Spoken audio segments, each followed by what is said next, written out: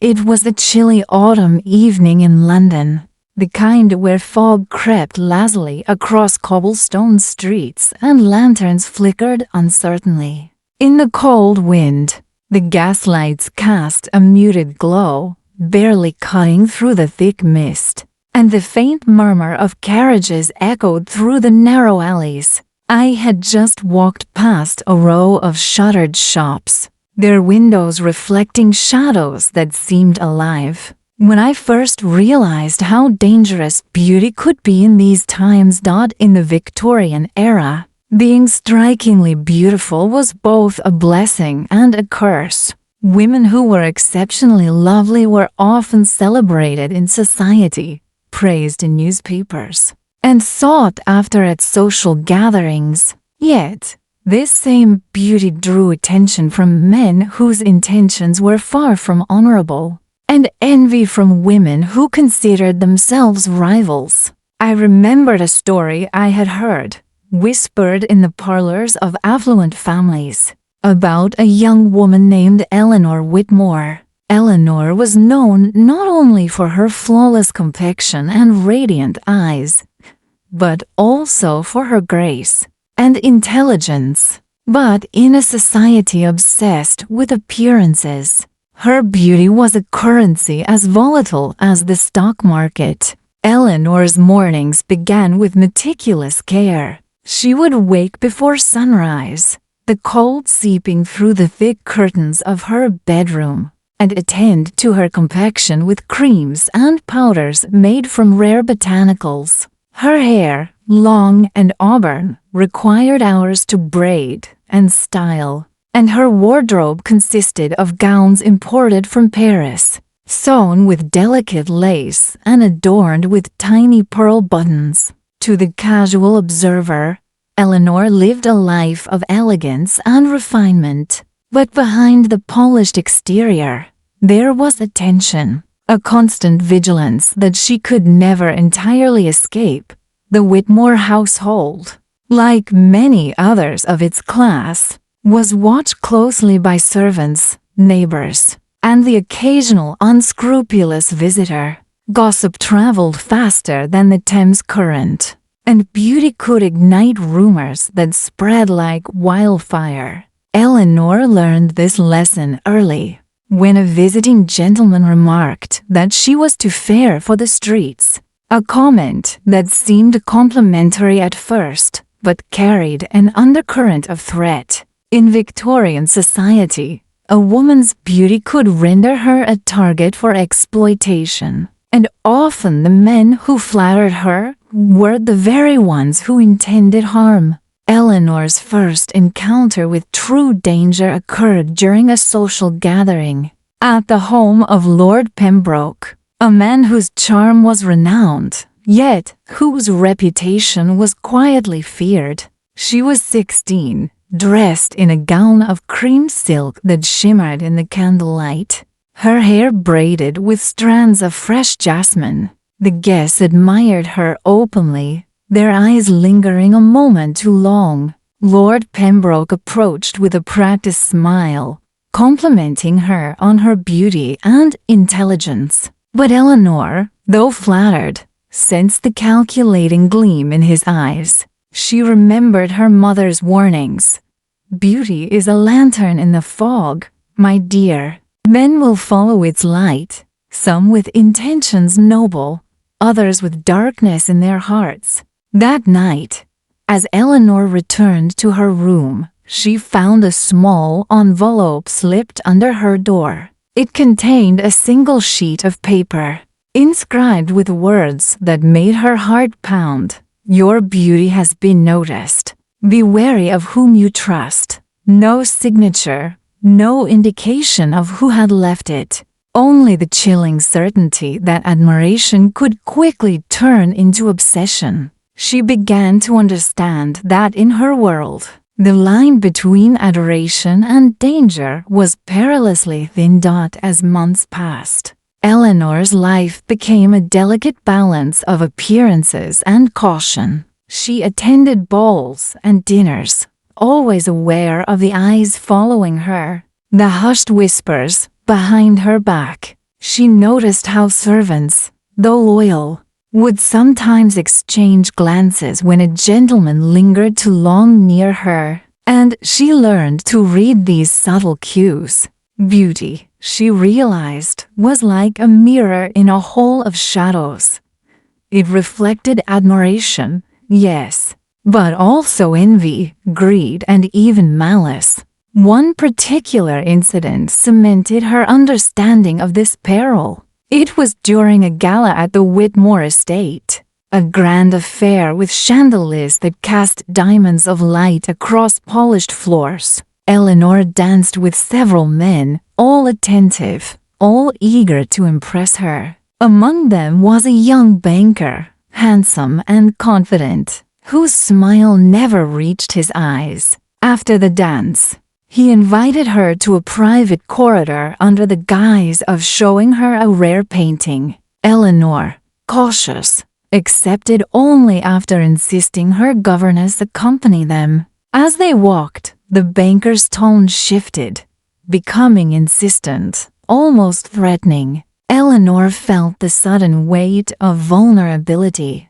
a sensation she had only heard about in whispered tales until now. But her awareness and quick thinking allowed her to escape without harm. From that point on, Eleanor became more discerning, more strategic. She realized that beauty, while celebrated, was inherently dangerous in a world where societal expectations and personal desires collided violently. Men were drawn to it, yes, but not always with honor. Some sought to possess, some to manipulate, and some simply to revel in the power they felt over someone whose very existence could command attention. Eleanor began to see patterns. Those who appeared charming were often the most dangerous, and those who seemed indifferent sometimes carried the deepest envy. Outside the walls of her home, the city itself seemed to conspire against the beautiful. Street urchins would jeer and follow her carriage, curious and cruel in equal measure. Women of her social class, outwardly polite, would spread malicious rumors, claiming Eleanor had used some secret art to enhance her appearance or, worse, insinuating impropriety. Even her closest friends were tested, their loyalty questioned whenever a new admirer appeared. Eleanor learned that vigilance was not merely a precaution, it was a necessity.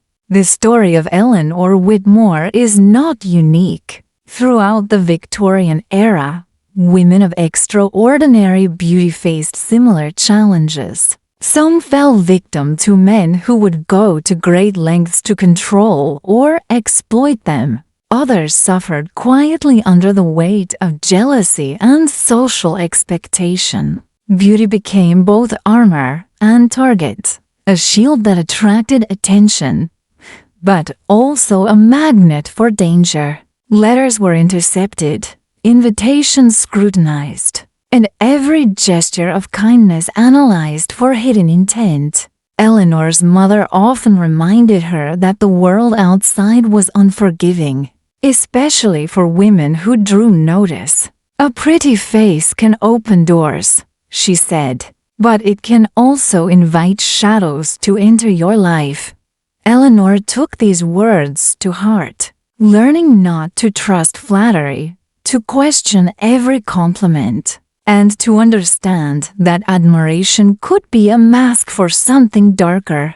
She developed a keen awareness of human behavior, a sort of intuition that allowed her to navigate treacherous social waters. Her beauty, paradoxically, became both a gift and a burden. It allowed her to move through elite circles with ease, to be heard in salons and parlors where intellect alone might have been ignored. Yet, it also demanded constant attention, careful management, and a watchful eye for threats hidden behind smiles. Eleanor learned to respond with grace, but also with calculated caution. She knew when to retreat, when to engage, and when to reveal only what was safe. There were nights when Eleanor would sit by her bedroom window, gazing out at the fog-laden streets below, contemplating the precarious balance of her existence. The city, with its shadows and whispers, seemed alive with unseen eyes. Every carriage that passed,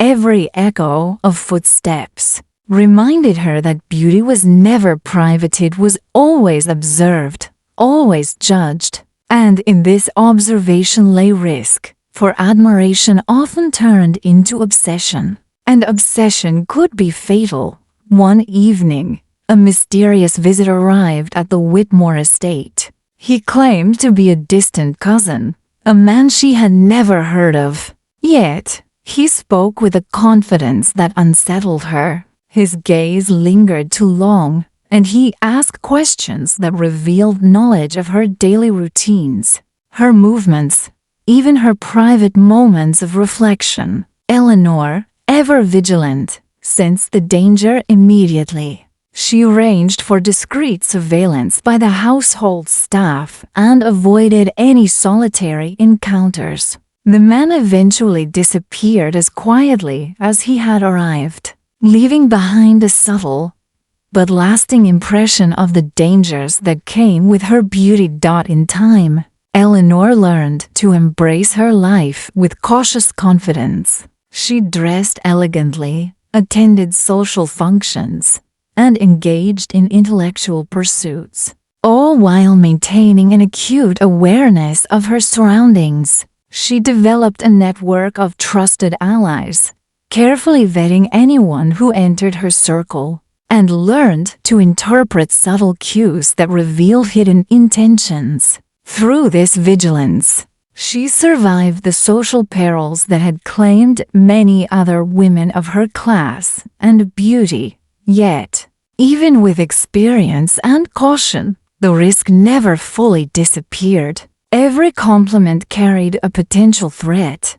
Every admirer could conceal malice, and every public appearance required careful calculation. Eleanor understood that in the Victorian era, beauty was a double-edged sword. It opened doors, yes, but it also made one a target. To be strikingly beautiful was to live under constant scrutiny, to navigate a world where admiration and danger were inseparably intertwined. In the quiet moments, when the estate was silent and the fog rolled in from the Thames, Eleanor would reflect on her life. She realized that beauty had shaped her destiny, for better and for worse. It had brought attention, opportunity, and influence, but also jealousy, obsession, and risk. She had learned to wield it with wisdom, to move carefully through the intricate dance of Victorian society, and to recognize that true survival required not only elegance but discernment, intelligence, and an unwavering awareness of human nature.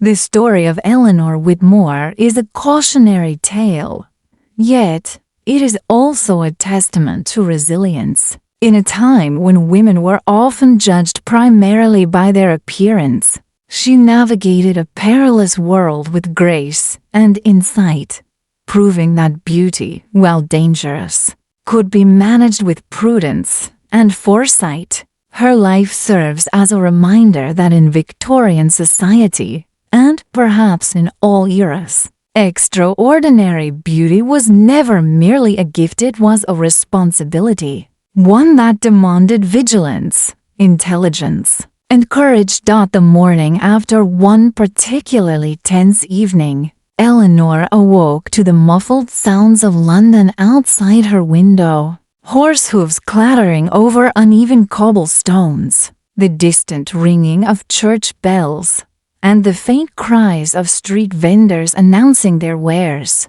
The city was waking as it always did, indifferent to the private anxieties of its inhabitants. She lay in her bed for a moment, her thoughts heavy with the knowledge that danger could emerge from the most unexpected quarters.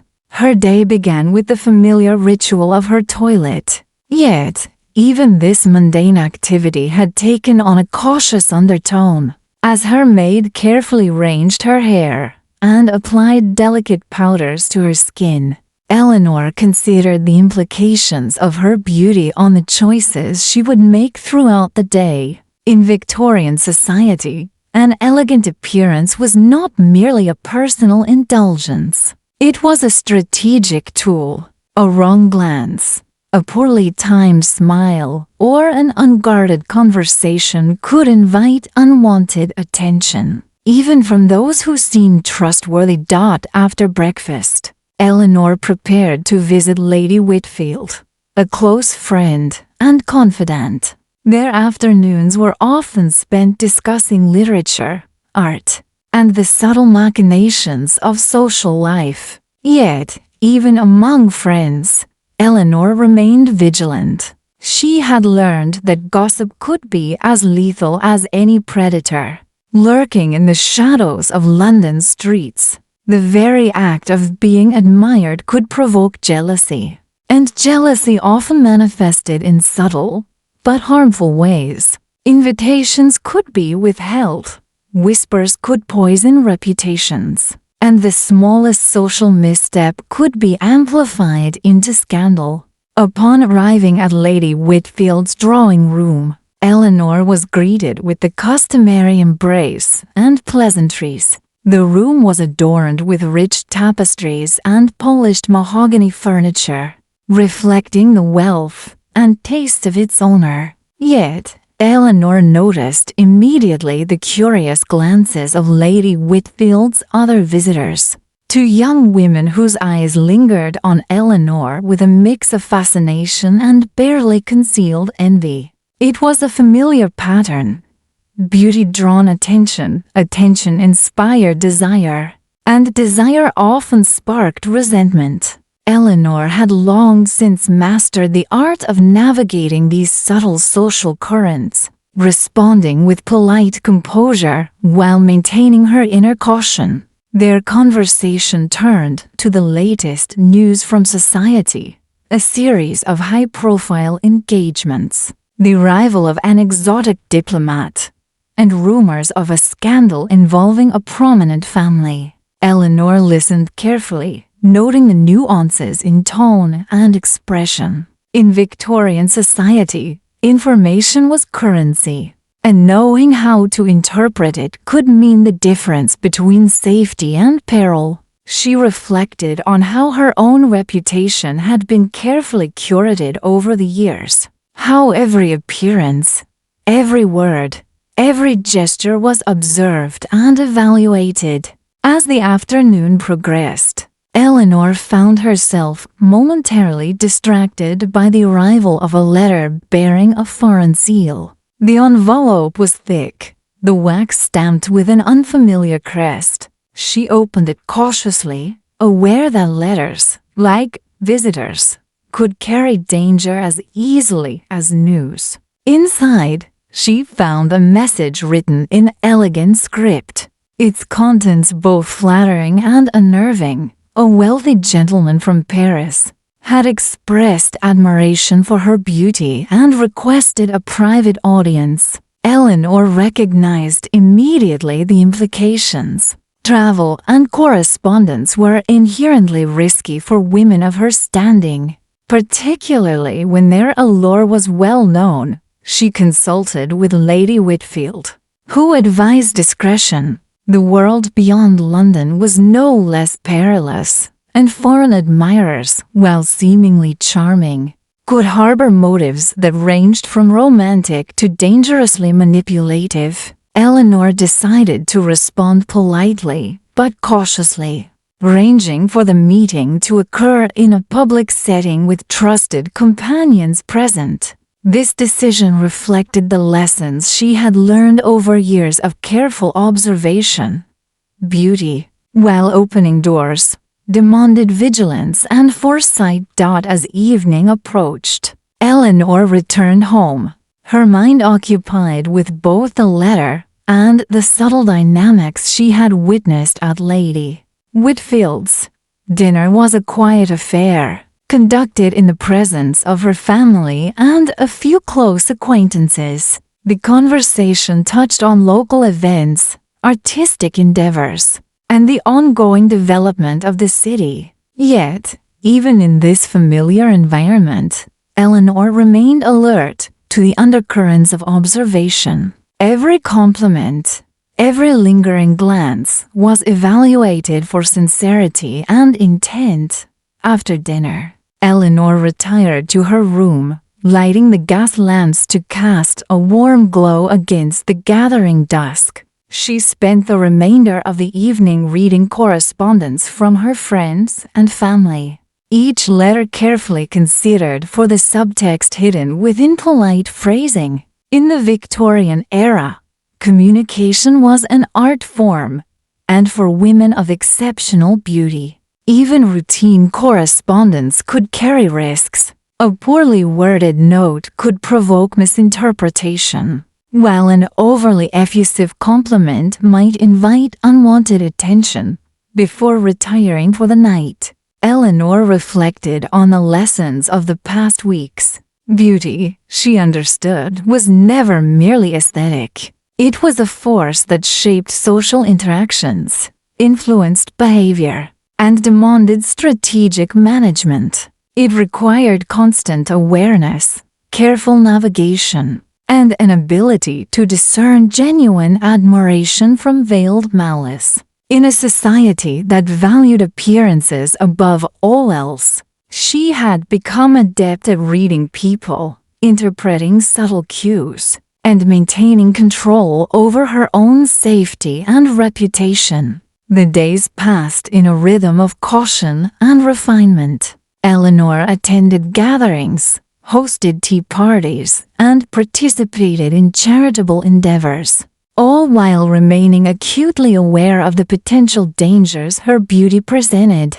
She noted how men would compete subtly for her attention, how women would whisper about her behind closed doors, and how every action could ripple outward, affecting her standing in ways both visible and unseen. Through it all, Eleanor cultivated a network of trusted allies, carefully selecting those whose loyalty had been proven through action and discretion. She understood that survival required both social acumen and practical vigilance. Beauty, she realized, could not protect her on its own. It demanded intelligence, prudence, and an unerring awareness of human nature. One evening, as fog rolled thickly across the city, Eleanor received an unexpected visitor, a young woman named Margaret, distant relative, and newly arrived in London. Margaret was striking in her own right, her features delicate, and her demeanor earnest. Yet, Eleanor immediately recognized the challenges that lay ahead for her cousin. She took Margaret under her wing, teaching her the subtle art of navigating society, the careful balance of charm and caution, and the ever-present need for vigilance. Eleanor shared her own experiences, emphasizing that beauty, while admired, could also be a source of peril. Through Margaret's eyes, Eleanor saw the world anew. The dangers that had once been personal were now lessons to be imparted, and the knowledge she had gained through experience became a form of mentorship. Together, they attended gatherings, observed social interactions, and refined their understanding of the intricate dynamics that govern life for women of exceptional beauty in Victorian London. Even as Eleanor guided Margaret, she remained mindful of the ever-present threats. Letters arrived from strangers, invitations were extended with hidden motives, and casual encounters on the streets required careful assessment. The lessons of her own youth were now lived again through the actions of her cousin, reinforcing the reality that beauty, while celebrated, could never be taken lightly. In these months, Eleanor's reputation continued to flourish. her elegance and intelligence recognized throughout society. Yet the vigilance she had cultivated never waned. Every public appearance, every social engagement, was approached with deliberate care, and she maintained an unspoken code of awareness that protected both herself and those she guided. By the end of the year, Eleanor had not only survived the subtle dangers of admiration, but had mastered the delicate balance required to navigate a world in which beauty was both a gift and a potential threat. She had learned to wield it with wisdom, to discern intent with precision, and to act decisively when circumstances demanded. In Victorian London, beauty was never merely admired. It was constantly assessed, coveted, and tested. Eleanor Whitmore's life exemplified the challenges faced by women whose appearance attracted attention beyond ordinary measure. Her story was a testament to resilience, intelligence, and the necessity of perpetual vigilance. In the fog-shrouded streets, behind the polished facades and polite conversation, she had learned that the cost of beauty was eternal awareness, and that survival depended not only on elegance, but on wisdom, foresight, and an unwavering understanding of the human heart. Following winter in London arrived with a ferocity that seemed almost deliberate, as though the city itself wished to test the resilience of those dwelling within it. Snow fell in relentless sheets, covering the streets in a deceptive layer of purity, while the cold winds sliced through even the heaviest coats. For Eleanor, this season brought both aesthetic delight and heightened danger. Snow accentuated her beauty, turning her auburn hair and fair complexion into a striking contrast against the gray and white cityscape. Yet, the same stark visibility made her a magnet for attention both benign and sinister. Eleanor awoke one morning to find the city blanketed in a thick layer of frost. The gaslights outside her window reflected off the icy pavements, casting long shadows that danced across the walls of her room. She dressed with care, layering garments not only for warmth, but also to navigate the scrutiny that her presence inevitably attracted. Each coat clasp, each delicate scarf, each gloved hand was chosen with meticulous intention. In Victorian society, appearances were never accidental. They were calculated tools, and for someone of extraordinary beauty, the stakes were high. Her destination that day was a charity event hosted by the Countess of Haversham, designed to provide food and clothing for the city's impoverished families. Eleanor had long recognized the dual purpose of such gatherings. They allowed her to contribute meaningfully to society, while simultaneously maintaining her social visibility. Yet, even in these altruistic settings, danger lurked. Men and women alike could exploit the guise of philanthropy to gain access, to observe, to manipulate. Eleanor's awareness of human behavior had sharpened over the years, and she approached the event with a mixture of grace, poise, and subtle vigilance. As she entered the grand ballroom of the Haversham estate, Eleanor was immediately struck by the grandeur of the scene. Crystal chandeliers reflected sparkling light onto polished floors, and the aroma of roasted meats and spiced wine filled the air. The guests, a mixture of nobility and wealthy patrons, paused to admire her as she moved through the crowd. Compliments came in polite phrases, their sincerity difficult to gauge. Eleanor noted the subtle cues, a lingering gaze that betrayed more than polite interest, a forced smile that hinted at jealousy, the whispered exchanges that might carry hidden meanings. Every detail mattered, for in Victorian society, the smallest observation could transform into a potent threat. Midway through the event, Eleanor observed a young man standing near the entrance, his eyes fixed on her with a combination of fascination and something darker, a possessive intensity that made her heart quicken with unease. He was impeccably dressed, his attire signaling wealth and influence. Yet the very perfection of his appearance seemed rehearsed, almost unnatural. Eleanor had learned to recognize such markers, to read intent through posture, gaze, and subtle facial expressions. She excused herself politely, moving to the far side of the room, and observed him discreetly from a distance. The city, she realized, had trained her in the art of vigilance.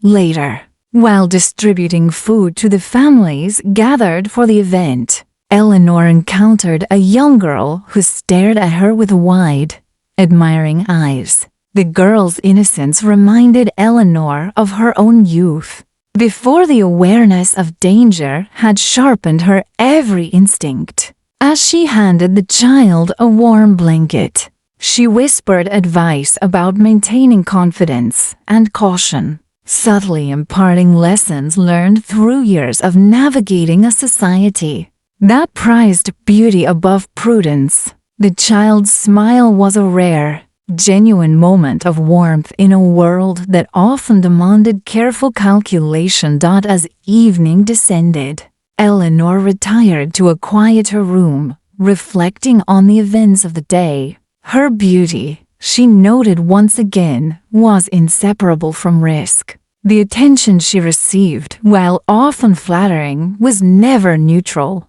It carried with it expectations, assumptions, and sometimes threats. Letters arrived more frequently during the winter months, invitations to gatherings under the guise of generosity or admiration. Yet, Eleanor approached each with measured skepticism. A wrong step, a misinterpreted gesture, or an unguarded word could ripple through her social circle with consequences that were both immediate and insidious. Her thoughts turned to Margaret, whose youthful beauty had begun to attract its own attention. Eleanor had spent countless hours preparing her cousin for the social intricacies of Victorian life, emphasizing the necessity of observing behavior, interpreting subtle cues, and responding with both grace and prudence. Margaret had already encountered moments of envy and flirtation, and Eleanor guided her through these situations with careful counsel. "Beauty is a lantern," she reminded Margaret, echoing the lesson that had been drilled into her from adolescence. "It illuminates the world, but shadows gather close to its light." That night, Eleanor prepared for a more intimate gathering at her family home, a literary salon where poets, artists, and thinkers would present their works. The event was intellectually stimulating, but also socially delicate, as attendees often sought to observe and influence rather than merely participate. Eleanor's awareness was particularly acute. She noticed the poets who lingered too long near her, the painters whose glances betrayed fascination, and the occasional nobleman who seemed less interested in literature than in the aura she carried. Every smile, every compliment, every casual touch of the hand was weighed carefully, evaluated for intent. As the evening progressed, Eleanor engaged in spirited discussion, balancing wit and intelligence with her cultivated elegance. She had learned that intellectual engagement could serve as both shield and signal. It demonstrated depth and discernment, making it harder for superficial admirers to manipulate her. Yet, even this had its perils. for some sought not conversation, but leverage, an opportunity to weave admiration into obsession. Eleanor maintained composure, guiding dialogue skillfully, ensuring that her charm was never weaponized against her. Later, as she walked home through the snow-dusted streets, Eleanor's thoughts turned inward. She reflected on the paradox of her existence.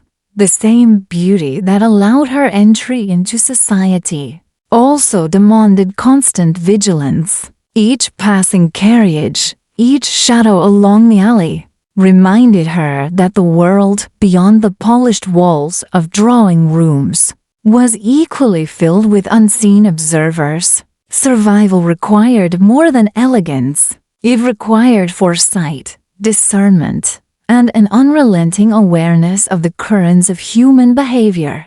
Her reflection was interrupted by a sudden noise, a scuffing of boots along the cobblestones. Behind her, Eleanor's pulse quickened and she turned slightly, careful not to reveal alarm, assessing the figure approaching in the dim light. It was a man she did not recognize, his expression veiled beneath the brim of a hat. She adjusted her pace, maintaining a composed demeanor while subtly gauging his intent. The man passed without incident. Yet, the encounter reinforced the ever-present risk that accompanied her life. Beauty, she knew, was a spotlight. It could illuminate both opportunity and danger with equal intensity. Back at the estate, Eleanor retired to her chambers, the warmth of the fire offering comfort against the winter chill. She reviewed her correspondence, noting the letters of genuine friendship and the subtle warnings embedded within others. Each required careful interpretation. The line between admiration and obsession, generosity and manipulation, was often imperceptibly thin. Eleanor had come to understand that the art of living well in Victorian society depended on this constant vigilance, particularly for women whose beauty made them conspicuous in every social arena. In these quiet hours, Eleanor contemplated the broader implications of her experiences. Beauty in her society was a form of power, yet it was also an exposure, a constant test of judgment, intuition, and resilience. She had learned that elegance alone could not safeguard a woman. It was intelligence, discretion, and perceptive awareness that provided protection. The lessons she imparted to Margaret, the strategies she employed in social engagements, and the careful navigation of her own public persona were all evidence of a life lived under the dual demands of admiration and caution. By the end of the winter, Eleanor's understanding of the precarious balance she maintained had deepened. She had seen firsthand how beauty attracted both genuine appreciation and concealed threat. She had observed envy, manipulation, and subtle aggression, and she had learned to respond with measured tact and foresight. Her life in Victorian London was a testament to the intricate dance of appearance, perception, and survival, a dance in which every step required careful calculation, and every gesture could have consequences for beyond the immediate moment. Eleanor's story, as winter gave way to early spring, remained a vivid illustration of the duality inherent in beauty. It brought privilege, access, and admiration, yet it demanded unceasing awareness and strategic acumen. The world she navigated was neither entirely hostile nor entirely benign. It was a landscape of social nuance where elegance and intelligence could shield a woman, but never fully eliminate the risks that accompanied her extraordinary appearance. Spring in London arrived not with a gentle warmth, but with an unpredictable temper. One morning, As Eleanor looked out from her bedroom window, she watched the Thames shimmer beneath a hesitant sun, the mist lifting slowly to reveal the intricate lattice of bridges and rooftops. The city exhaled a collective sigh as winter released its grip. Yet, for Eleanor, the arrival of spring meant renewed exposure. Crowds increased, streets became busier, and the social calendar grew dense with events, each one a new arena where her beauty would draw attention, both admiring and dangerous. Eleanor's morning began with the familiar ritual: careful dressing, hair braided with ribbons that highlighted the auburn strands, and the meticulous application of powder and rouge to create the perfect, controlled appearance.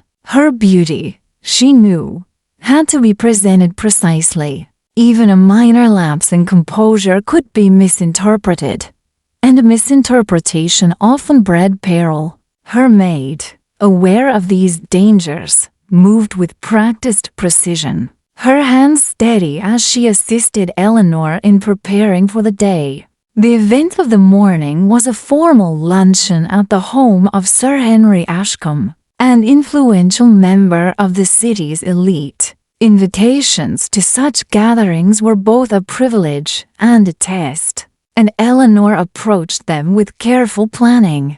Each movement, each greeting, each word spoken required mindfulness. The interplay of social forces was subtle yet exacting. Those who attended were constantly observing, evaluating, and positioning themselves relative to her. A compliment might conceal ambition, a polite introduction could mask envy, and a lingering glance might harbor intentions far from innocent. Upon arrival, Eleanor was greeted with admiration that bordered on reverence. Women smiled politely, many secretly assessing her gowns, her posture, and the way she carried herself. Men extended courteous greetings, their eyes often straying, betraying curiosity or desire. Eleanor had long since developed an acute sense of the dual nature of attention. It could bring opportunity and prestige, but it could also signal vulnerability and attract unwanted pursuit. She responded with a balance of grace and caution, offering smiles that were warm yet measured, conversations that were engaging yet controlled. During the luncheon, a new acquaintance was introduced, a young playwright recently returned from Paris. He complimented Eleanor on her beauty, praising her composure and wit with what seemed like genuine admiration. Yet, Eleanor's instincts immediately detected a subtle undertone in his words, an interest that extended beyond intellectual appreciation. She observed him discreetly over the course of the meal, noting his interactions with others, the way his eyes lingered, and the subtle body language that suggested a fascination potentially bordering on obsession. After the luncheon, Eleanor took a short walk through a nearby garden, the air fragrant with early blooms. This was a rare moment of solitude. Yet, even in the open space, she felt the weight of visibility. Passers-by could see her, admire her, or approach with motives unknown. A man tipped his hat as she passed, a gesture of civility. But Eleanor's mind catalogued it along with the nuances of posture, expression, and timing. Survival in her world required constant vigilance, and beauty made invisibility impossible. The afternoon brought a private visit from her cousin Margaret, whose own charm had begun to attract attention. Eleanor guided her carefully, instructing her on how to navigate social interactions with poise and awareness. Observe first, Eleanor advised, then respond. Never reveal too much at once. The world will test you at every turn, and your beauty will always be a beacon. Margaret listened intently, absorbing the lessons of subtlety, observation, and caution. Eleanor recognized that her own experiences were now a teaching tool, and that the dangers she had faced could be mitigated for her cousin through foresight and education. Later that evening, the household prepared for a grand ball hosted by the Duke of Blackwell. Balls were a highlight of the social season, and attendance was both an honor and a trial. Eleanor's preparations were meticulous, layers of silk and lace, her hair adorned with delicate jewels, gloves reaching to the elbow. Every detail was calculated to project elegance, intelligence, and control. A woman of her beauty could command attention merely by entering a room, and Eleanor intended that such attention be guided, not haphazardly drawn as the ball commenced. Eleanor navigated the crowded ballroom with practiced grace. Musicians played a lilting waltz, couples twirled with precision, and the air was heavy with perfumes, candle smoke,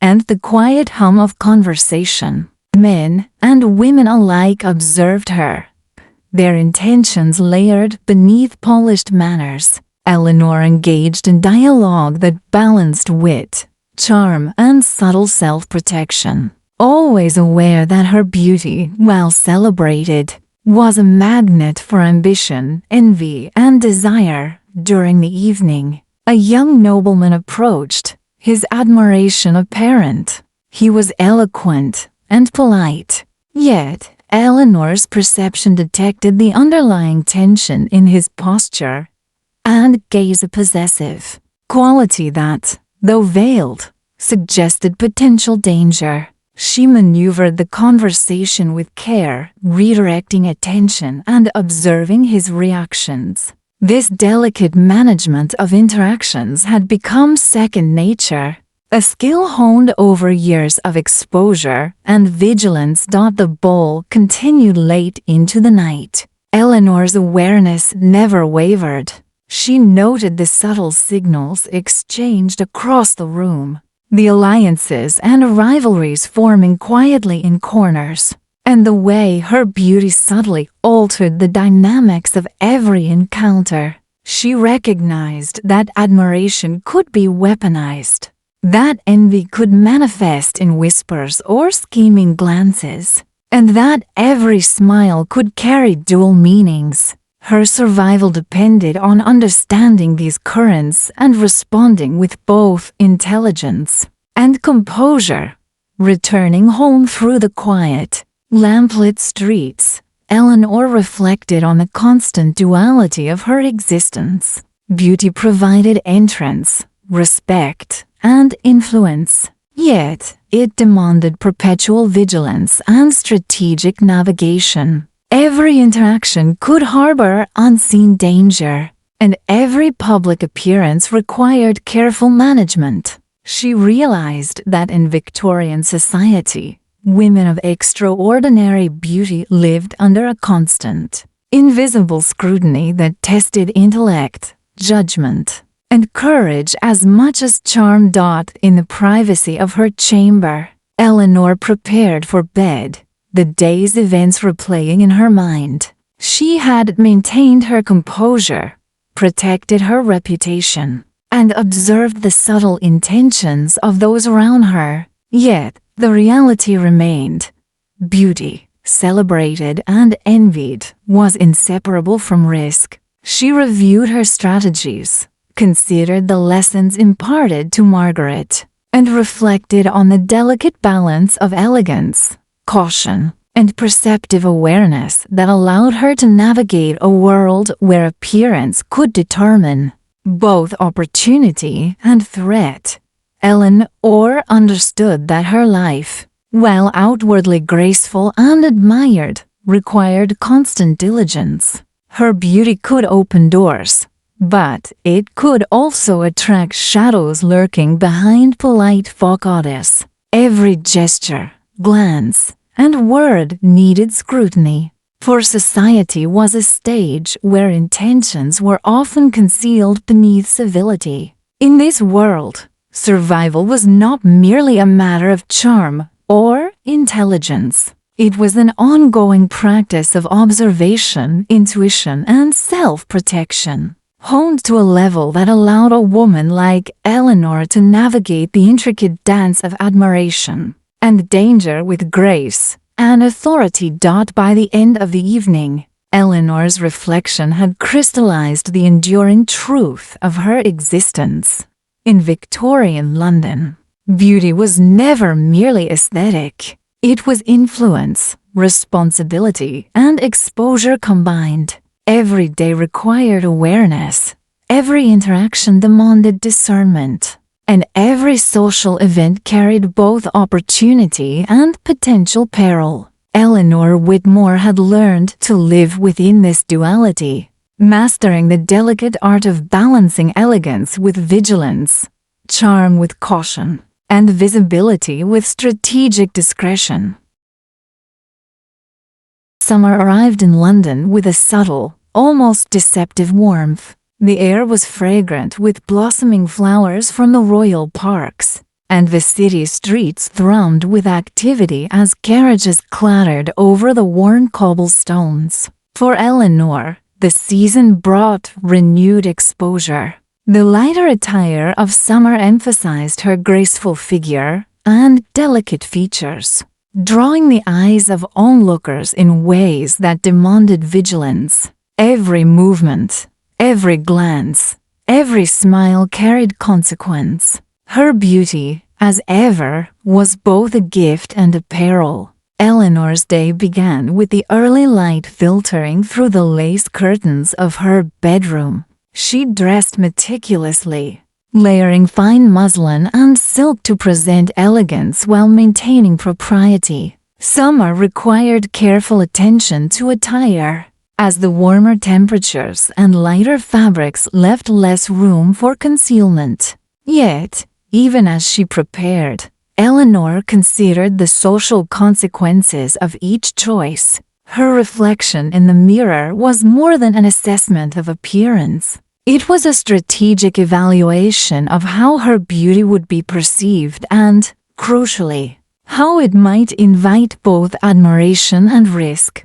The first engagement of the day was a garden party at the residence of Lady Branton, an annual event that drew the city's elite to witness and be witnessed. Eleanor had attended before, and she knew that in such gatherings, beauty could act like a magnet, attracting attention that was not always benign. The garden itself was a carefully curated expanse of flower beds, fountains, and trellises, creating both a picturesque setting and opportunities for observation and interaction. Eleanor moved among the guests with measured grace, aware that every step, every nod, every casual interaction could influence perceptions and, by extension, safety.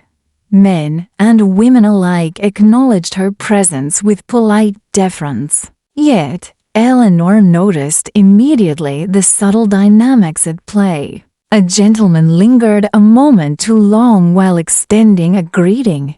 Another watched from across the terrace, pretending to admire the flowers while his gaze was fixed on her. Women whispered behind fans, their smiles polite yet tinged with curiosity or envy. Eleanor had learned to read these signals over years of careful observation. Beauty was not merely an adornment, but a signal in the social landscape, eliciting reactions that could range from admiration to subtle antagonism. During the luncheon portion of the garden party, Eleanor engaged in conversation with a visiting historian who was lecturing on architectural developments in London. His questions were polite, but Eleanor's trained perception detected a slightly inappropriate fascination, a personal interest that extended beyond scholarly engagement. She responded with a careful blend of interest and detachment, directing conversation towards shared intellectual topics while maintaining boundaries. Each interaction required this subtle balance, a constant negotiation between grace and guardedness, for any misstep could transform admiration into obsession. As the afternoon progressed, Eleanor found herself momentarily isolated in a quieter section of the garden, near a fountain adorned with carved stone cherubs. The serenity of the moment was deceptive. In Victorian society, isolation, even brief, could be dangerous for a woman of conspicuous beauty. Eleanor's instincts were sharp. She scanned the surroundings, noting a gentleman attempting to approach under the guise of inspecting the flower beds. Recognizing potential threat, she adjusted her course, discreetly returning toward the company of trusted acquaintances, her movements seamless and unremarkable. This subtle maneuvering had become second nature. Vigilance was as essential as elegance. Later in the week, Eleanor received an invitation to a cultural soiree at the home of Sir Alistair Fenwick, an event highlighting music, poetry, and fine arts. While ostensibly intellectual, such gatherings carried implicit social risks for someone of Eleanor's visibility. She prepared meticulously, not only attending to her attire, but also rehearsing conversations, anticipating possible scenarios, and evaluating the presence of individuals whose intentions could be ambiguous. Her beauty ensured she would be observed, and observation, she knew, often harbored risk. At the soiree, Eleanor navigated a complex network of conversations and interactions. She noted the subtle hierarchy of attendees, the influence of wealth and position, and the layers of admiration, envy, and ambition interwoven throughout the room. Men approached with varying intentions. Some sought her company for intellectual discourse, others for flirtation, and some with motives entirely hidden beneath a polished veneer. Women observed with scrutiny, assessing not only her appearance, but also her comportment, her responses, and the reactions of men toward her. Eleanor's awareness allowed her to manage these dynamics, to assert control subtly while maintaining the appearance of effortless grace. One notable encounter involved a young poet whose admiration for Eleanor's intellect and beauty was immediately apparent. His attention, while outwardly polite, carried an intensity that Eleanor instinctively recognized as potentially dangerous. She engaged him in measured conversation, balancing wit, charm, and subtle deflection, carefully guiding the dialogue towards shared intellectual interests, while maintaining personal boundaries. Through years of experience, she had learned to discern the difference between genuine respect and the obsessive fascination that could endanger a woman of her standing. As evening descended, Eleanor returned to the quieter streets of her neighborhood. The bustling energy of the city had faded, replaced by the soft glow of gaslights and the distant clatter of returning carriages. Even in these ostensibly safe surroundings, she remained vigilant. Every passerby, every shadow, and every incidental encounter was mentally catalogued.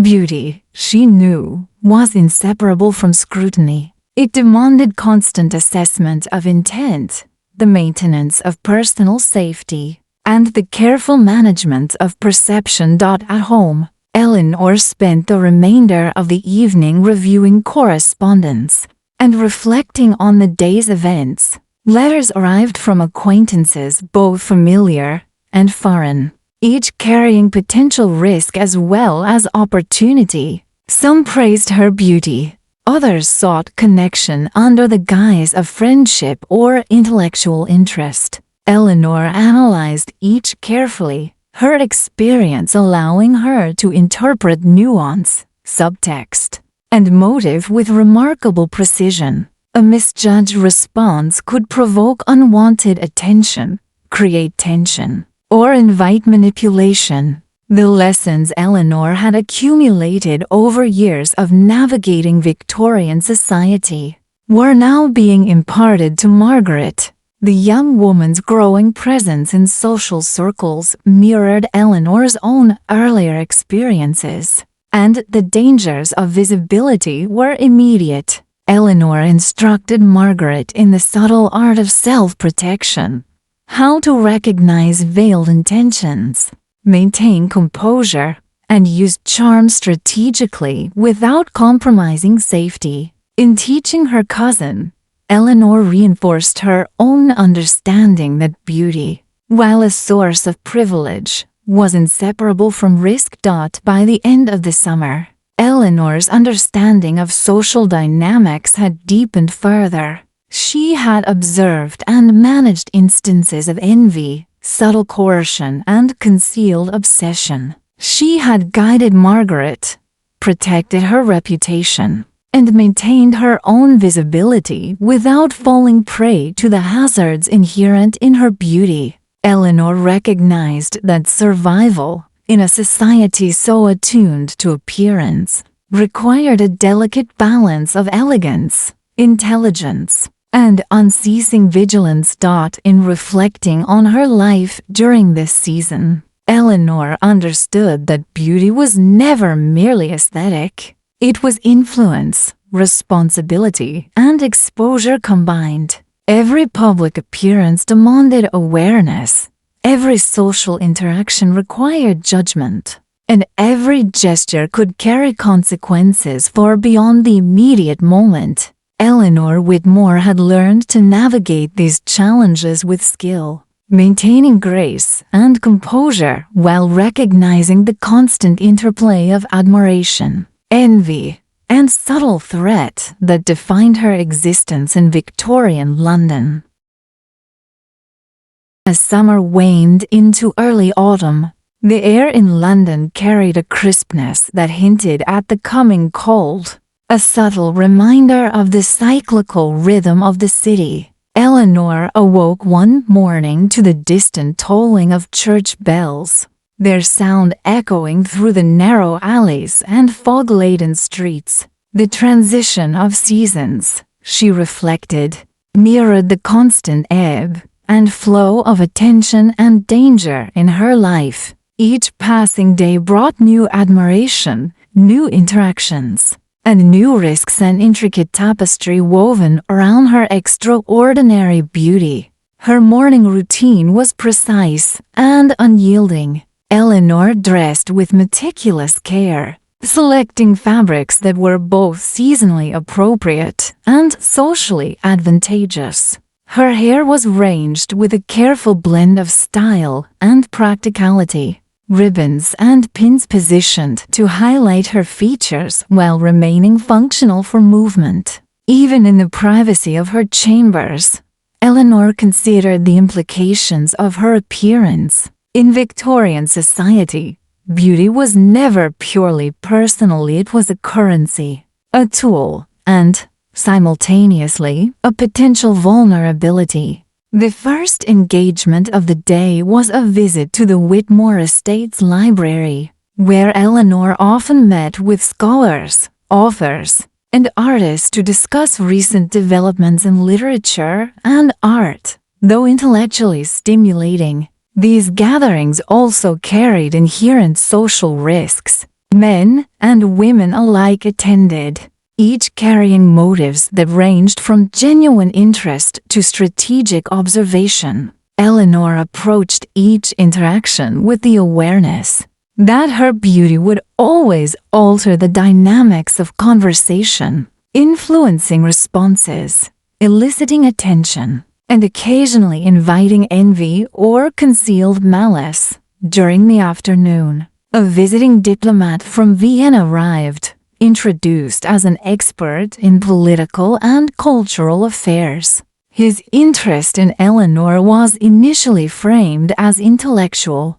He praised her knowledge of literature and history, and the conversation flowed with apparent sincerity. Yet, Eleanor, guided by years of careful observation, detected subtle markers of personal fascination beneath his cultivated politeness. The tilt of his head, the fleeting intensity of his gaze, and the slight overemphasis in his compliments all signaled the potential for deeper, perhaps problematic, interest. Eleanor navigated the dialogue with poise, balancing engagement with subtle redirection, ensuring her safety while maintaining social grace. After the meeting, Eleanor took a brief walk along the garden terrace, reflecting on the perpetual duality of her existence.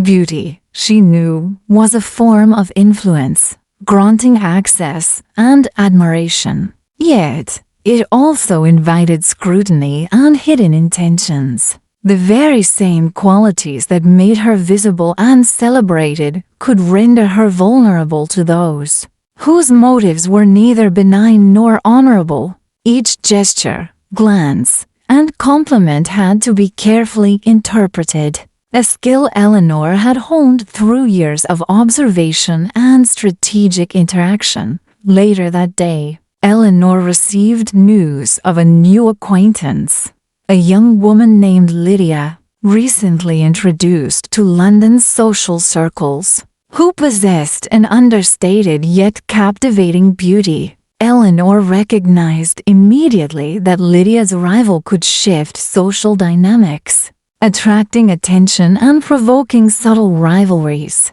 She resolved to guide Lydia, imparting lessons she had learned through personal experience: how to recognize concealed intent, how to navigate social spaces with elegance, and how to maintain both visibility and safety. The mentorship, Eleanor understood, was not merely an act of kindness, but a necessary strategy in a society where beauty could easily become a source of danger.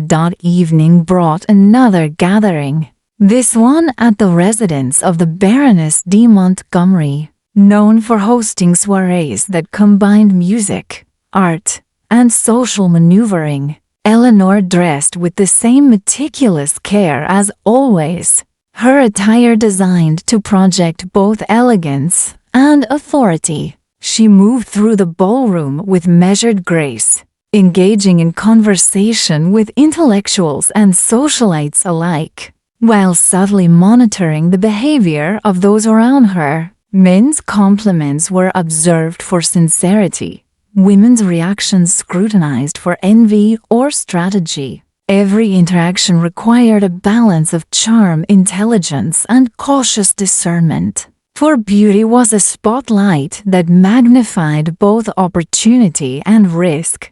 During the soiree, Eleanor noticed a young composer whose admiration for her seemed to border on obsession. His compliments, though refined in language, carried an intensity that suggested possessiveness beneath the surface. Eleanor responded with tact, guiding the conversation toward topics of shared interest while subtly establishing boundaries. Her awareness of human behavior allowed her to manage such situations gracefully, avoiding conflict while maintaining personal safety. This skill, she reflected, was as critical as any aspect of her social presence. Intelligence and intuition were essential defenses in a world that scrutinized beauty as both privilege and vulnerability.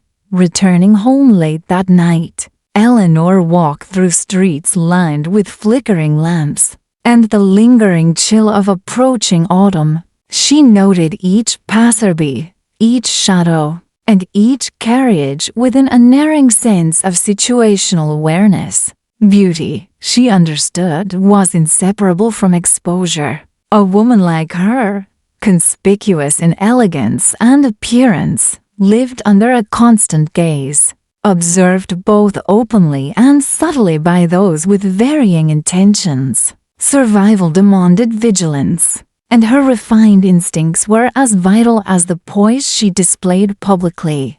In the quiet of her chamber, Eleanor reflected on the lessons accumulated over the years. Her beauty, while a source of admiration and access, required strategic management. Letters needed careful interpretation, interactions required observation, and social engagements demanded both intellect and prudence. Through it all, she had learned to balance elegance with discretion, charm with vigilance, and visibility with control. Eleanor's mentorship of Margaret and guidance of Lydia reinforced this understanding. The challenges posed by visibility and beauty were not abstract. They were lived experiences, manifesting in envy, subtle coercion, and fascination that could become dangerous if mismanaged. Eleanor's ability to navigate these dynamics ensured her continued influence and safety, allowing her to maintain both reputation and personal autonomy in a society obsessed with appearance. By the end of the day, Eleanor had reaffirmed the enduring truth of her existence. In Victorian London, beauty was never merely aesthetic. It was influence, responsibility, and exposure intertwined. Every public engagement, every interaction, every gesture carried consequence. Eleanor Whitmore had mastered the delicate art of balancing admiration with vigilance, demonstrating that intelligence, discretion, and strategic awareness were as critical as elegance and charm in ensuring a woman's survival and dignity in a world where appearance could define both opportunity and peril.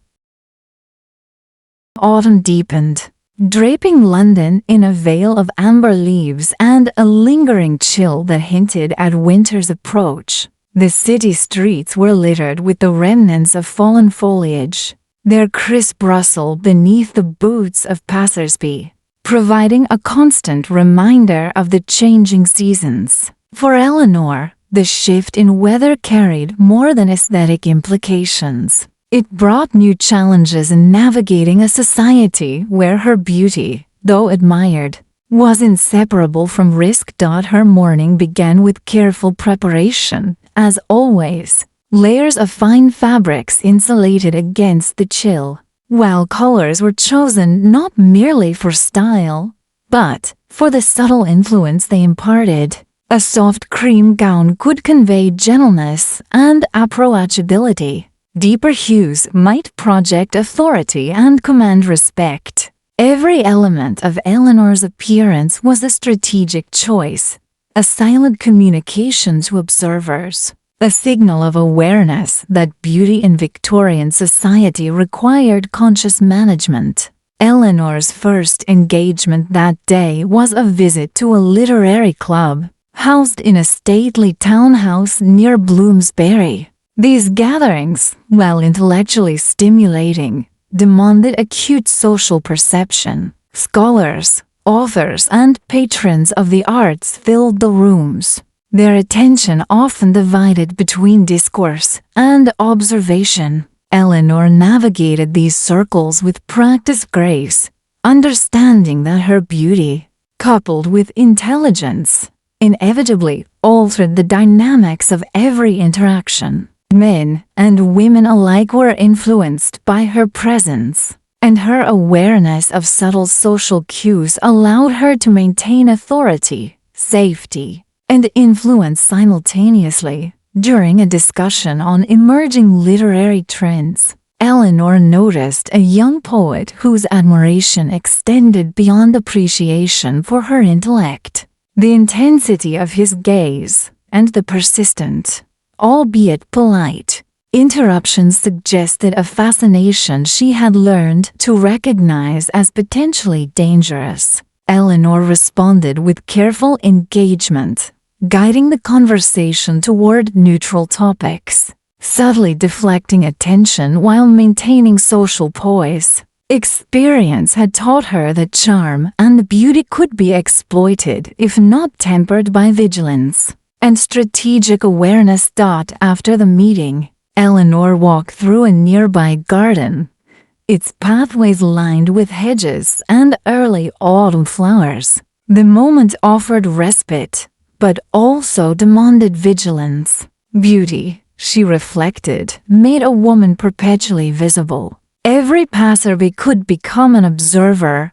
Every shadow could conceal intent. Eleanor moved with composed elegance, yet her eyes scanned the surroundings, cataloging faces, gestures, and postures. Survival in her world required constant assessment of human behavior, the ability to interpret subtle signals, and the strategic navigation of social landscapes. Later, Eleanor received a discreet note from a gentleman whose family had long-standing ties to the Whitmore estate. The note requested a private discussion, ostensibly regarding charitable initiatives. Eleanor recognized immediately the dual nature of such correspondence.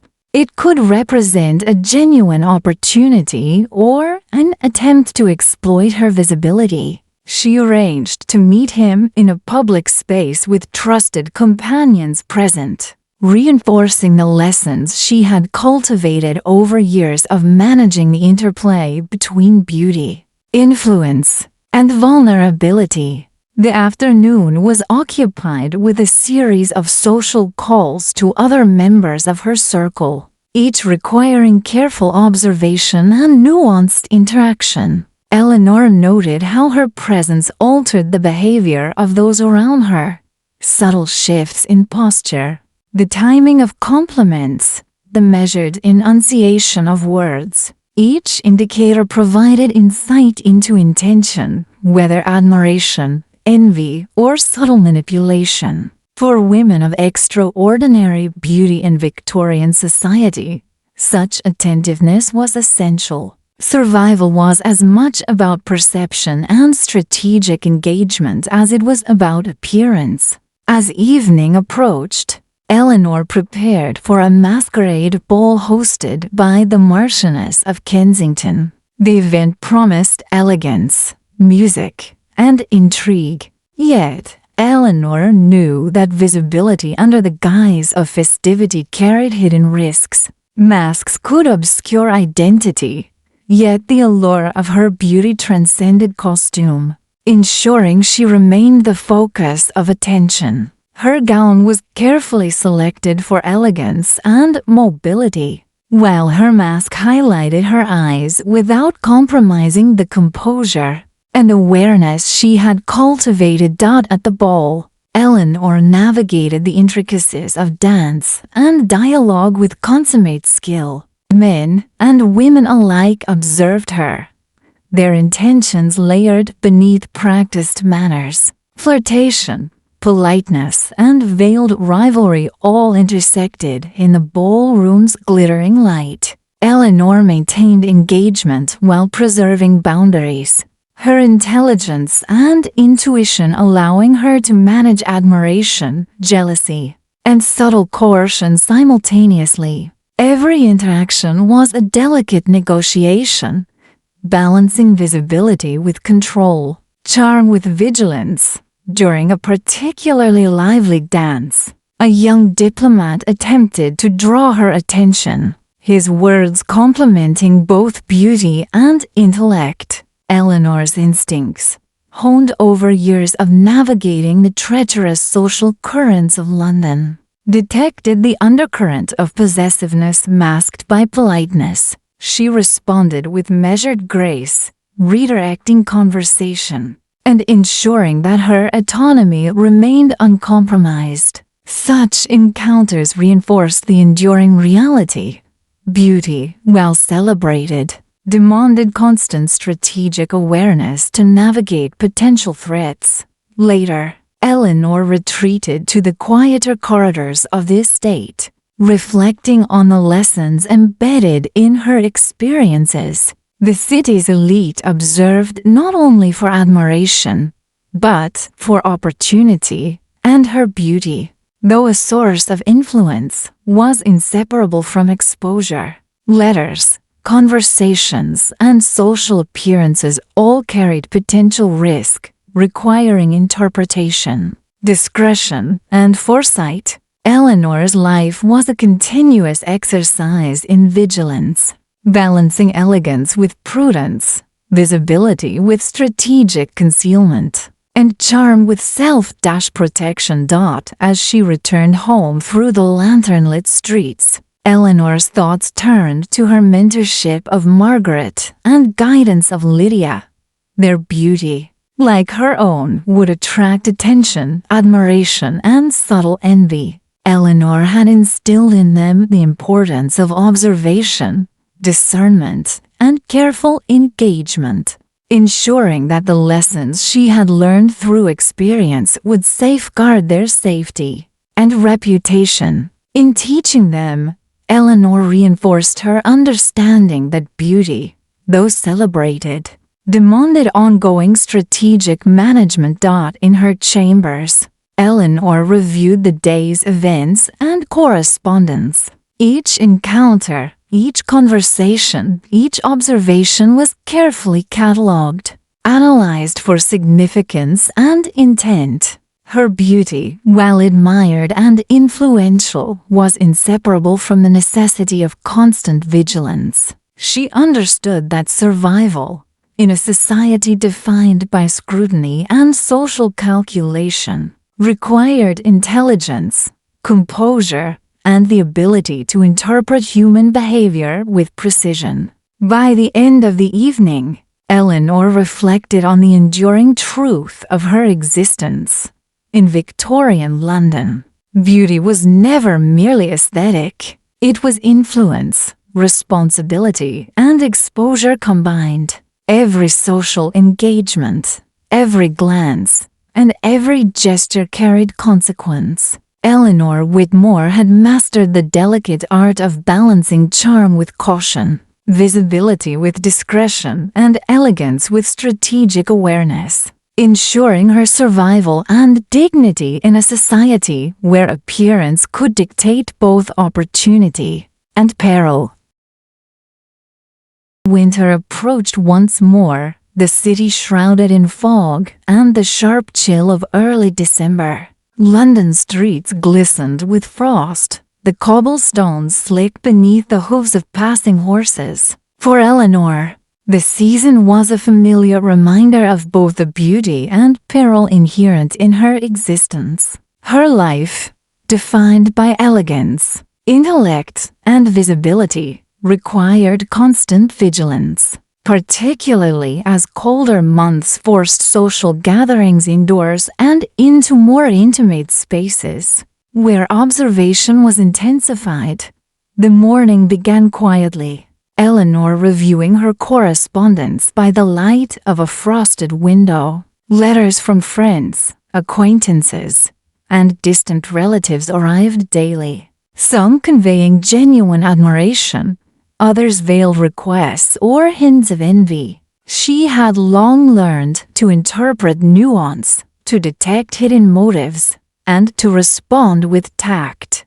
Her beauty, so often celebrated, was inseparable from scrutiny. Every word written to her, every invitation extended, was potentially loaded with consequence. Eleanor's first engagement of the day was a charitable visit to a local orphanage, an endeavor she had maintained for years. Though her intentions were pure, she was acutely aware of the social implications. Her presence drew attention, and she moved carefully among the children and staff, her charm tempered by discretion. Even the simple act of distributing gifts required awareness. Envious observers could misinterpret generosity as ostentation, while well-meaning admirers might become overly attentive. Eleanor navigated the event with grace, ensuring that her beauty served its purpose without inviting undue risk. Later, she received an unexpected visitor, a renowned painter who sought to capture her likeness for a commissioned portrait. While the commission was flattering, Eleanor approached with measured caution, She arranged for the sessions to occur in her home under controlled conditions and observed the painter's demeanor closely. Her beauty, she knew, could easily become a source of obsession, and her experience taught her the importance of establishing boundaries early. Over the course of the afternoon, she conducted herself with both charm and vigilance, allowing the painter to work while maintaining control over her surroundings. Evening brought a final social engagement, a private dinner at the residence of a close family friend. Such gatherings, while seemingly benign, were fraught with subtle complexities. Men and women alike observed her every movement, gauging reactions, measuring influence, and sometimes harboring motives hidden beneath politeness. Eleanor engaged in conversation with intelligence and wit, carefully managing attention while maintaining a poised and composed demeanor. Her beauty drew compliments, yes, but she had long mastered the art of directing admiration without compromising safety. As night fell and Eleanor returned home, the city streets glimmered under gaslight, and a soft snow began to settle upon the rooftops. She paused for a moment at her window, gazing at the landscape, reflecting on the years that had shaped her life. Beauty, she realized, had always been a double-edged gift. It provided influence, access, and admiration, yet it demanded constant vigilance, strategic awareness, and the ability to interpret human intent. Her survival and dignity in Victorian society depended on this delicate balance, and she had learned it well. Before retiring for the night, Eleanor wrote a letter to Margaret and Lydia, reinforcing the lessons she had imparted over months of mentorship. She reminded them that beauty was never merely aesthetic. It was responsibility, exposure, and influence combined. Every interaction, every glance, every word carried consequence, and their awareness and discernment would ensure that they navigated society with both safety and grace. As she extinguished the lamps and settled by the fire, Eleanor reflected on her journey. She had survived the subtle threats, the jealous whispers, and the obsessive admirers that her beauty had inevitably attracted. She had guided others, protected her reputation, and maintained composure under the constant gaze of a society obsessed with appearance. Her story, she realized, was not merely one of elegance and admiration. It was a testament to resilience, intelligence, and the strategic mastery required to live fully and safely in a world where beauty could be both a gift and a peril. In the quiet of her chamber, Eleanor Whitmore allowed herself a moment of satisfaction. She had learned to wield her beauty with wisdom, to interpret human behavior with precision, and to act decisively when necessary. In Victorian London, survival for women of exceptional appearance was never guaranteed, but Eleanor had mastered the art of balancing charm with caution, visibility with discretion, and elegance with vigilance. Her life was a testament to the enduring truth. Beauty, while celebrated, demanded awareness, prudence, and unceasing self-mastery. And with that, Eleanor rested, knowing that she had navigated the perils of her world with grace, intelligence, and unwavering control, leaving a legacy not only of admiration, but of survival, wisdom, and quiet strength.